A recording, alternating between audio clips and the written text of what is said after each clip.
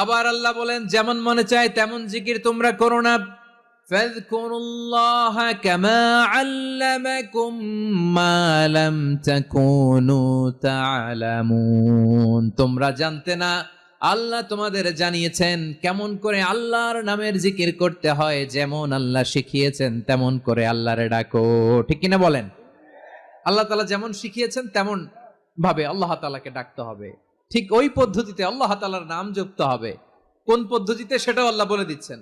আল্লাহ তাআলা বললেন, ওয়াজকুর রাব্বাকা ফি নাফসিকা তাদাররুআন ওয়া খীফাতান ওয়া দুনাল জাহরি মিনাল কওলি বিল গুদুই ওয়াল আসাল ওয়া লা তাকুম মিনাল গাফিলিন। খবরদার, আল্লাহর নামের জিকির করো, আল্লাহকে ডাকো।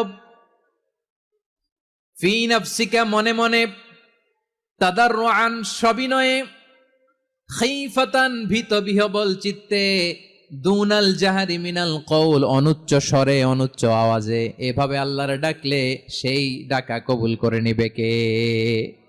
তাহলে আল্লাহকে জপতে হবে মনে মনে, সবিনয়ে, ভীত বিহবল চিত্তে, অনুচ্চ স্বরে, এভাবে জিকির করতে হবে। বিশ্ব ইসলাম এবং বিশ্বনবীর সাহাবারা ঠিক এই পদ্ধতিতে আল্লাহ তাআলাকে ডাকতেন।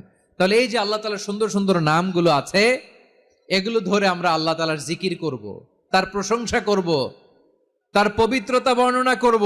তাহলে খুশি হবেন কে? বিষ্ণু ঈসা ইসলাম বলেন, আশ-শাইতানু জাসিম আলা কলবি ইবনে আদম। শয়তান বনি আদমের কলবের মধ্যে এরকম খামচি মেরে বসে থাকে। খামচি বোঝেন তো? শয়তান বনি আদমের হৃদয়ে কলবে খামচি মেরে বসে থাকে।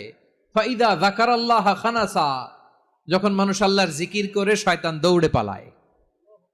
ওয়াইদা গাফালা ওয়াসওয়াসা, আর মানুষ যখন অমনোযোগী হয়, গাফিল হয়, শয়তান আবার টেম্পটেশন দেয়, আবার ধোঁকা দেয়, আবার ওয়াসওয়াসা দেয়।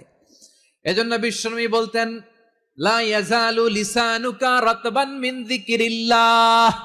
সব সময়, প্রতি মুহূর্তে, সর্বক্ষণে তোমার জিহ্বাটা আল্লাহর জিকির দিয়ে ভিজা রাখবা, আল্লাহর জিকির দিয়ে সিক্ত রাখবা। তাহলে কবুল করবে কে? সবাই পড়েন সুবহানাল্লাহ, আলহামদুলিল্লাহ, লা ইলাহা, সুবহানাল্লাহ, আলহামদুলিল্লাহ, লা ইলাহা ইল্লাল্লাহ, লা ইলাহা ইল্লাল্লাহু মুহাম্মাদুর রাসূলুল্লাহ সাল্লাল্লাহু আলাইহি ওয়াসাল্লাম। প্রিয় ভাইরা,